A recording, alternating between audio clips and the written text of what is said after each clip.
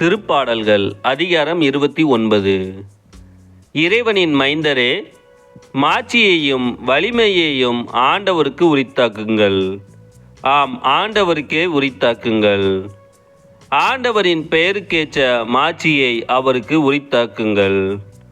தூய மாட்சி விளங்கும் ஆண்டவரை வழிபடுங்கள்.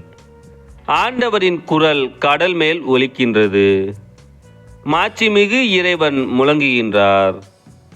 ஆண்டவர் நீர்த்திரள்களின் மேல் வீற்றிருக்கின்றார். ஆண்டவரின் குரல் வலிமை மிக்கது. ஆண்டவரின் குரல் மாட்சி மிக்கது. ஆண்டவரின் குரல் கேது மரங்களை முறிக்கின்றது. ஆண்டவர் லெபனோன் கேதுரு மரங்களை முறித்து விடுகின்றார். லெபோனின் மலையை கன்று குட்டியென துள்ளச் செய்கின்றார். சிரியோன் மலையை காட்டெருமை கன்றென குதிக்கச் செய்கின்றார். ஆண்டவரின் குரல் மின்னலை தெறிக்கச் செய்கின்றது. ஆண்டவரின் குரல் பாலைவனத்தை அதிரச் செய்கின்றது. ஆண்டவர் காதேசு பாலைவனத்தை நடுங்கச் செய்கின்றார்.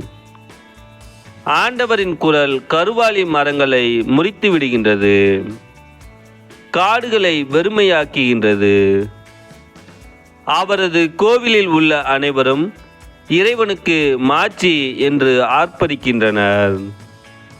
ஆண்டவர் வெள்ளப்பெருக்கின் மீது வீற்றிருக்கின்றார்.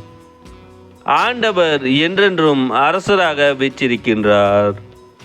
ஆண்டவர் தம் மக்களுக்கு ஆற்றல் அளிப்பாராக.